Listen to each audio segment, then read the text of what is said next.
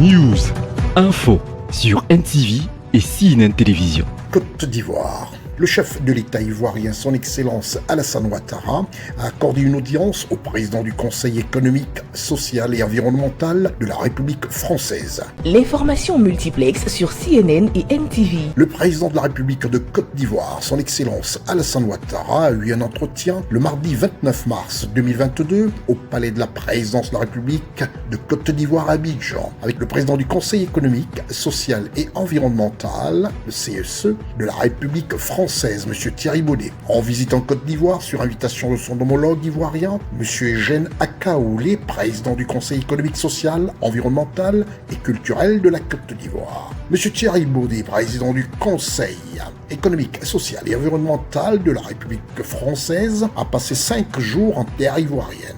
Un séjour qui lui a permis de partager l'expérience de l'institution qu'il dirige avec celle dirigée par son homologue ivoirien, M. Eugène Akaoulé, président du Conseil économique, social, environnemental et culturel de la Côte d'Ivoire. Les échanges entre les deux personnalités ont porté sur les relations bilatérales entre la Côte d'Ivoire et la France, mais également sur l'actualité dans la sous-région ouest-africaine, en particulier au Mali, ainsi qu'au niveau international avec la pandémie de la Covid-19 et la guerre en Ukraine. Nous sommes convenus de développer nos accords de coopération. Le rôle du CESEC, le rôle du CESE, c'est finalement d'apporter des éclairages, des avis à nos gouvernements pour bâtir des politiques publiques qui puissent atteindre leurs objectifs, les territoires, les populations. Je crois que cet échange était un échange très constructif que nous allons concrétiser dans ces prochains mois. Et puis avec le président de la République, nous avons pu procéder à un large échange de vues sur la situation de nos deux pays, sur la situation internationale. Nous avons naturellement évoqué le Covid, la guerre en Ukraine, la situation dans la sous-région, notamment les questions de sécurité au Mali. Et à mon retour en France, je me ferai l'ambassadeur auprès du président Macron des sujets de préoccupation du président Ouattara. La visite de M. Thierry Baudet, président du Conseil économique, social et environnemental de la République française en Côte d'Ivoire, vient renforcer les relations entre la France et la Côte d'Ivoire. Notons que le président du Conseil économique, social, environnemental et culturel, M. Eugène Akaoulé, le ministre directeur du cabinet du président de la République, M. Fidel Sarasoro, le ministre secrétaire général de la présidence de la République, M. Abdourahmane Cissé, et la secrétaire générale adjointe de la présidence de la République de Côte d'Ivoire, Mme Masseri Touré Koné, ont pris part à cet entretien.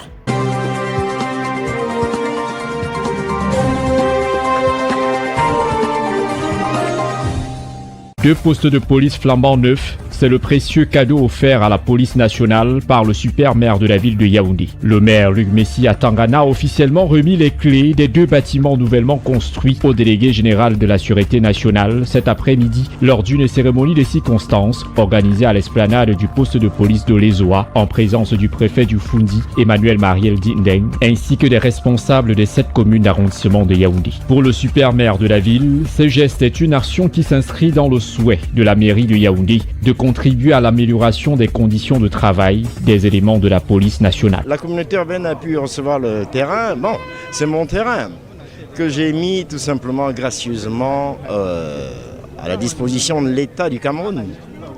C'est aussi le vivre ensemble et c'est aussi, comme disait un vieil adage, demandez-vous ce que vous pouvez faire pour votre pays et voilà donc un exemple. Voici ce que je peux faire pour mon pays. J'ai mis gracieusement mon terrain de plus de 200 mètres carrés à la disposition de la Sûreté nationale du Cameroun. Un mieux-être assuré par le cadre choisi, notamment à Olezoa, au lieu du carrefour Coron, sur une parcelle de terre gracieusement offerte par le maire de la commune arrondissement de Yaoundé 4e. Après les étapes du rond-point de l'école publique de Bastos, dans l'arrondissement de Yaoundé 1er et de Tsinga, dans l'arrondissement de Yaoundé 2, intervenu le 12 février 2021 et au cours desquels les clés de 2 postes de police modernes construits par la mairie de la ville de Yaoundé ont été remises à Monsieur le délégué général à la Sûreté nationale, nous sommes réunis à l'instant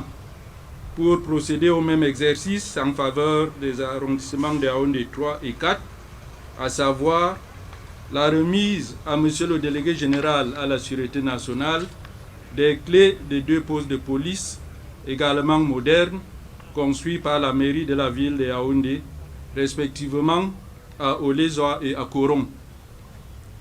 C'est le lieu pour moi d'exprimer encore à Monsieur le délégué général à la Sûreté nationale mes différents remerciements et ma profonde gratitude pour avoir encore accepté de prendre personnellement part à la cérémonie de ce jour, malgré son agenda particulièrement chargé. Je remercie en outre le maire de la commune d'arrondissement de Yaoundé 4 pour sa bonne collaboration constante qui s'est manifestée encore lors des descentes sur le terrain en sa compagnie pour chercher le meilleur emplacement du poste de police de Koron, dont les clés seront aussi remises tout à l'heure. Preuve que non seulement je consulte, mais j'associe d'autres personnes à mes réflexions et actions. Ces bâtiments de 2 niveaux comportant au total 3 bureaux, 2 grandes salles d'accueil pour chaque niveau, une cellule aménagée avec des toilettes modernes, ainsi qu'une terrasse pour le rez-de-chaussée. Face à ce nouveau joyau, le chef de la police nationale Martin Bangagele a dit toute sa gratitude pour ce geste ô combien significatif. Ce que je viens de vivre, c'est de vivre à Olezoa et ici en ce moment à Koron, comme je l'ai dit, est extraordinaire. Monsieur le maire de la ville a eu une initiative personnelle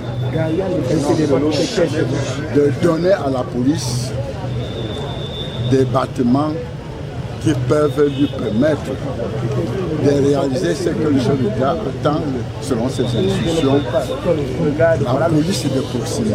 Le super maire de la capitale politique du pays, Luc Messi Atangana, a d'ailleurs annoncé un autre poste de police actuellement en chantier au carrefour Warda. Celui-ci sera livré au mois de décembre prochain. En attendant, les éléments de la police logés à Olezoa devront contribuer à réguler efficacement la circulation.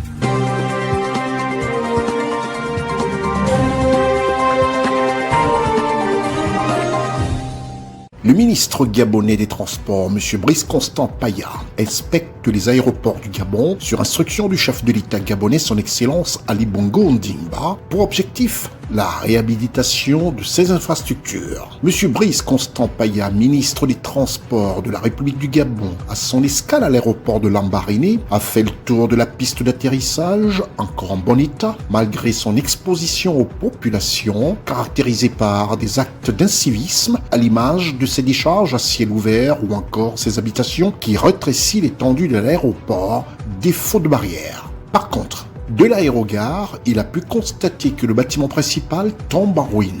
Idem pour la tour de contrôle. En résumé, la réfection totale des infrastructures et des équipements techniques s'impose. L'insouciance humaine a conduit à des actes de vandalisme qui ont détruit quasiment entièrement les bâtiments de l'aéroport de Lambaréné.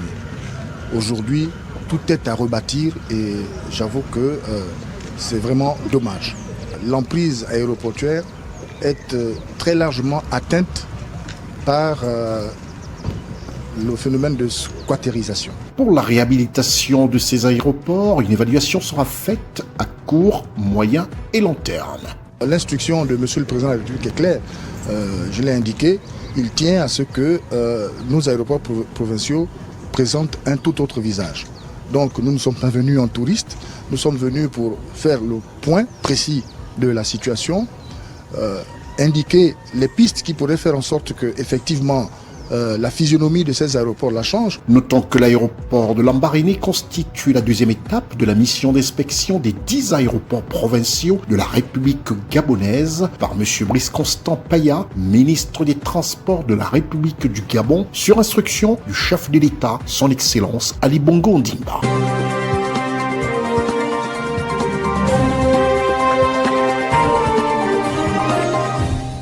L'école des mines et de métallurgie de Mwanda au Gabon, créée à l'initiative du chef de l'État gabonais, son Excellence Ali Bongo Ondimba, a tenu son premier conseil d'administration de l'année dans les locaux de l'Agence nationale de la promotion des investissements du Gabon, au centre des échanges de ZAS. Il y a une adéquation entre la formation de nos diplômés et leur employabilité. En ce qui concerne la troisième promotion, par exemple, 80% de diplômés ont déjà obtenu un emploi.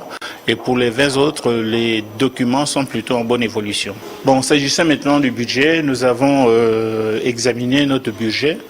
Nous avons mis un petit point d'interrogation parce que l'école a sollicité auprès de l'État le bénéfice du statut d'utilité publique. L'évolution des effectifs a été notée par l'administrateur en vue d'amorcer la dimension sous-régionale de l'école des mines et de métallurgie de Mwanda. La nouvelle promotion 5 qui vient de rentrer, nous sommes passés donc d'un effectif de 25 étudiants à 48, avec la particularité de l'ouverture d'un cycle licence pro en maintenance. Nous avons parlé aussi de la rentrée de la promotion 5, qui cette fois-ci a été caractérisée par l'entrée à l'école des mines d'un certain nombre d'étudiants venant des pays de la sous-région de l'espace CEMAC. Le budget initial de fonctionnement de l'établissement étant d'environ 1,380 milliard de francs CFA, il pourra être revu à la hausse et atteindre 1,5 milliard. Ajoutez à ceci la reconnaissance d'utilité publique sollicitée par les administrateurs. Le nouveau budget devrait aider à alléger les 3 charges les plus lourdes de l'école des mines et de métallurgie de Mwanda, entre autres eau, électricité, internet. Une ouverture aux pays voisins consécutive à son positionnement comme unique établissement de formation d'ingénieurs du champ, mais aussi en raison de la volonté de plus en plus affirmée des autres pays de la sous-région d'exploiter et de transformer leurs ressources naturelles.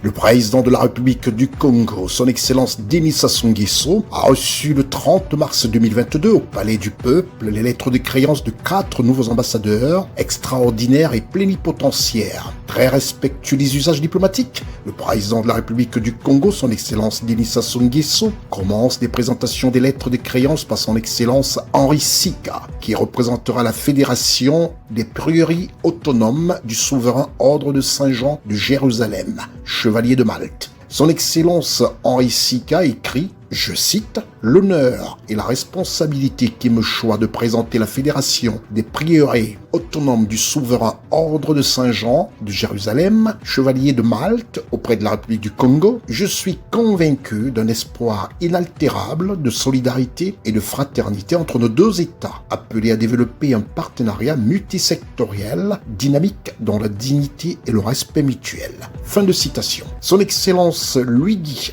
Diottati, ambassadeur extraordinaire et plénipotentiaire de la République italienne, à son tour va présenter ses lettres de créance au président de la République du Congo, son Excellence Denis Sassou Nguesso. Il a été consul général à Osaka, au Japon, de 2017 à 2021, et Brazzaville est son premier poste en qualité d'ambassadeur. Son Excellence Luigi Diottati écrit, je cite, « C'est avec un très grand plaisir que j'ai eu la possibilité de rencontrer son Excellence Denis Sassou Nguesso, président de la République du Congo. Une journée inoubliable. Le Congo est un partenaire fondamental, non pas seulement pour l'Italie, mais pour le monde entier en raison de ses forêts qui permettent à la planète de survivre. Merci beaucoup. » Fin de citation, a-t-il consigné dans le livre d'or. C'est ensuite que son Excellence Larbi El Hadj Ali de la République algérienne démocratique et populaire est le 3e diplomate à présenter ses lettres de créance en qualité d'ambassadeur extraordinaire et plénipotentiaire. Son Excellence Larbi El Hadj Ali a précédemment occupé le poste d'ambassadeur d'Algérie au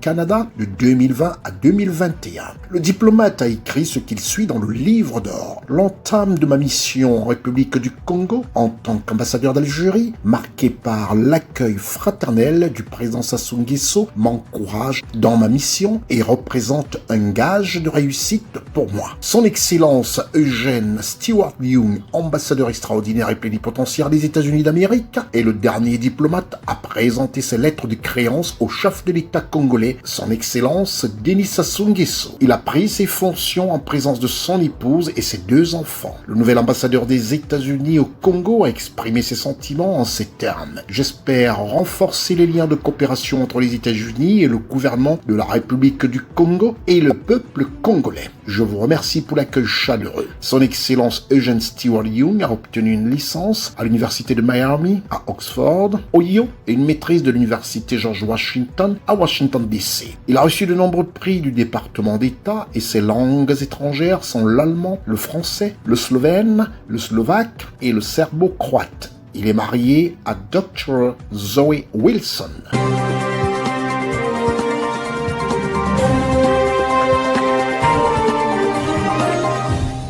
6 mois après la publication du rapport EITI 2018, le Cameroun a publié ce jour le rapport EITI 2019 en présence des hommes de médias et des différents acteurs du secteur de l'industrie extractive. D'après ce rapport, ce plus de 900 milliards de francs CFA générés par les industries extractives du Cameroun en 2019. Au cours de la même année, les revenus observés au niveau du budget de l'État sont chiffrés à 703 milliards de francs CFA. Ce nouveau rapport de l'industrie pour la transparence des industries extractives au Cameroun réjouit à plus d'un titre les acteurs de ce secteur d'activité, malgré les conséquences de la pandémie à coronavirus qui a fortement porté un coup sur le coût du pétrole estimé à moins de 35%. Il en est de même pour plusieurs programmes d'investissement dans ce secteur qui ont été reportés à cause de la crise sanitaire. La présentation de ce nouveau rapport EITI pour le compte de l'année 2019 respecte les délais prescrits. Une véritable satisfaction pour le ministre des Mines, de l'Industrie et du Développement technologique. Nous venons d'achever la publication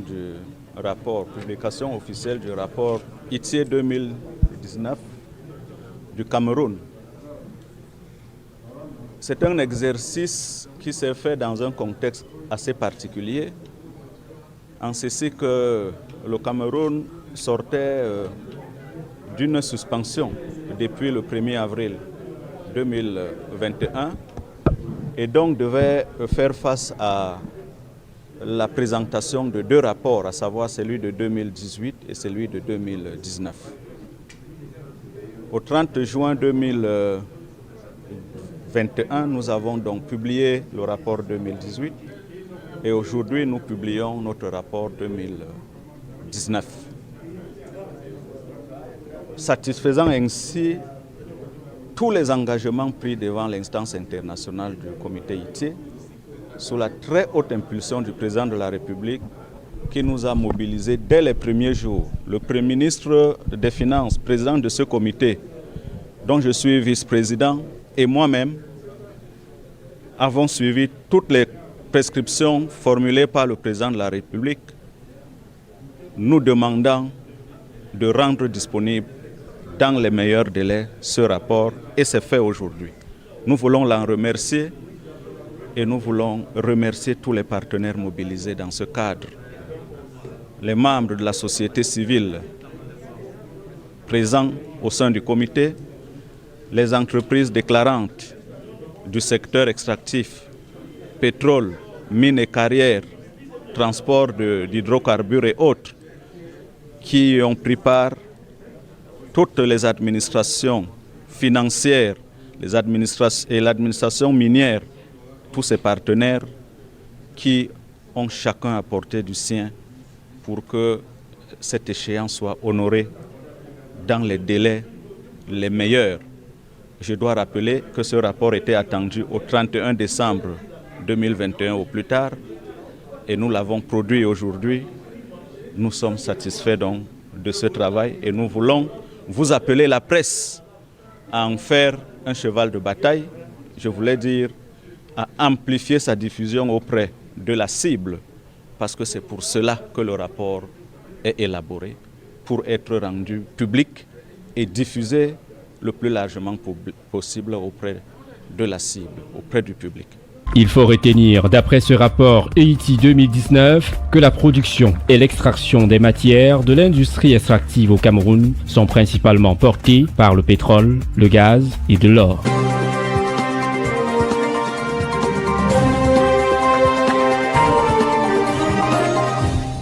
Après près de 4 ans passés au Gabon, son Excellence l'ambassadeur Fernando Alonso Navaridas s'apprête à quitter le Gabon. Il y a une semaine, il faisait ses adieux au président de la République gabonaise, son Excellence Ali Bongo Ondimba. Et le mardi 29 mars 2022, il s'est entretenu pour la dernière fois avec le chef du gouvernement, Premier ministre gabonais, Madame Rose Christiane Osuka Raponda. Nous avons aussi pu discuter de la belle évolution que nous avons eue des relations bilatérales dans tous les domaines, notamment le domaine de la sécurité et aussi d'autres domaines où l'on va sûrement travailler pour améliorer, pour approfondir la relation que nous avons, telle que le tourisme ou les affaires. Les deux personnalités se sont dites satisfaites de la parfaite amitié qu'entretient le Gabon et le Royaume d'Espagne. Et nous avons parlé aussi des évolutions que je crois qui sont très importantes et qui rapprochent énormément les sociétés espagnoles et gabonaises, comme par exemple tout le travail qu'a fait le gouvernement et les chefs de l'État pour éliminer les différences entre les hommes et les femmes. Non? Tous les dossiers des droits des femmes, c'est quelque chose que nous avons toujours considéré comme très important et qui a fait grandir en fait aussi notre pays. Madame le Premier ministre gabonais Rose Christiane Osuka Raponda a exprimé sa volonté d'accroître la coopération entre les deux pays pour permettre aux entreprises espagnoles d'investir davantage au Gabon.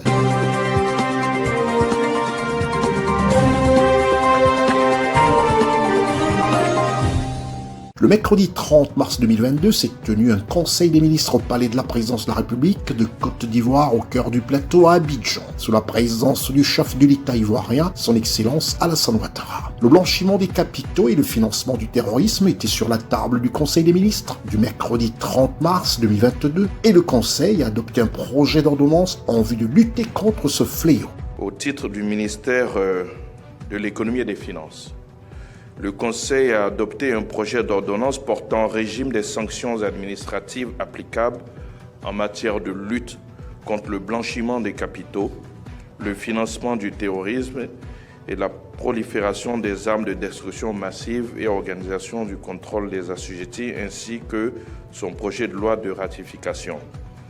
Cette ordonnance, en fait, prévoit des sanctions administratives comprenant notamment l'interdiction temporaire d'exercice et le retrait d'agrément ou de la carte professionnelle applicable aux assujettis et aux autorités de contrôle. Elle précise les assujettis, détermine les autorités de contrôle et institue un organe administratif de sanctions dénommé Commission nationale des sanctions de lutte contre le blanchiment des capitaux et le financement du terrorisme. Le Conseil a mis un accent particulier sur le développement de la politique et de la stratégie nationale pour la cacaoculture en Côte d'Ivoire. La déclaration s'articule autour de 3 objectifs globaux, à savoir améliorer le revenu des producteurs de cacao et leur bien-être, lutter contre la déforestation et éradiquer le travail des enfants dans la cacaoculture, donc à l'horizon 2025. Elle capitalise sur les acquis de toutes les initiatives en cours, ainsi que sur les résultats du dialogue Côte d'Ivoire-Union européenne sur le cacao durable. Le Conseil a adopté une communication relative au bilan cumulatif de l'opération d'identification au 28 mars 2022 et à la fin de la validité des cartes nationales d'identité produites en 2009. Le Conseil a adopté une communication relative au bilan cumulatif de l'opération d'identification au 28 mars 2022 et à la fin de la validité de la CNI, la carte nationale d'identité produite en 2009. Il convient de rappeler que le renforcement du dispositif actuel de l'ONICI permet un renouvellement de la carte nationale d'identité, la CNI, en moins de 14 jours. Ce dispositif a donc permis l'appurement de plus de 92% des demandes en instance au 31 décembre 2021 et la production, comme je vous l'ai annoncé, de plus de 3 millions de CNI. À ce jour donc, il reste 613 425 cartes qui n'ont pas encore été retirées. En raison donc de ces chiffres, le gouvernement tient à rappeler aux populations concernées que la prorogation au 31 mars 2022 de la période transitoire de validité des cartes nationales d'identité arrivant à expiration donc le 31 décembre 2021 prendra effectivement fin à l'échéance prévue. En d'autres termes, la validité des cartes nationales d'identité produites en 2009 expire au 31 mars 2022. Au sujet de la vie chère, la baguette de pain ne comptera pas en augmentation en Côte d'Ivoire. Le Conseil a décidé de la mise en vente sur l'ensemble du territoire national de 2 types de baguettes de pain, dont une baguette standard à 150 francs CFA pour 174 grammes et une baguette améliorée à 200 francs CFA pour 232 grammes. Le Conseil a adopté une communication relative aux conclusions des travaux du comité technique en charge de la filière blé farine boulangère. Le travail de ce comité technique a permis, en accord avec tous les acteurs de la filière, de définir désormais pour notre pays un poids fixe de la baguette standard, mais également, puisqu'on avait une fourchette haute, de permettre aux fabricants qui veulent aller vers cette fourchette haute d'avoir également un prix standard. Donc nous n'avons plus une fourchette de poids, nous avons 2 poids. Une baguette standard qui va garder le prix initial de 150 francs CFA pour 174 grammes et une autre baguette qui tend vers la fourchette haute qui, elle, est évaluée donc à 232 grammes et qui coûtera 200 francs CFA. La définition donc de ce poids fixe permettra donc de rendre le contrôle plus aisé et contraindre donc les boulangers à s'en tenir aux prix qui sont fixés. Le Conseil s'est montré préoccupé par les conséquences sur l'économie mondiale et par ricochet sur l'économie de la Côte d'Ivoire, de l'augmentation du prix du baril de pétrole qui a quasiment triplé en un an du fait de la crise russo-ukrainienne. Certains pays ont déjà commencé à prendre des mesures d'ajustement en augmentant le prix du carburant à la pompe. Le gouvernement ivoirien suit avec une attention particulière cette situation et en temps opportun, les mesures nécessaires seront prises en tenant compte de la préservation du pouvoir d'achat des populations. Le prochain Conseil des ministres de la République de Côte d'Ivoire se tiendra le mercredi 13 avril 2022 à Abidjan. Restez des nôtres et bonne suite des programmes sur CNN et NTV.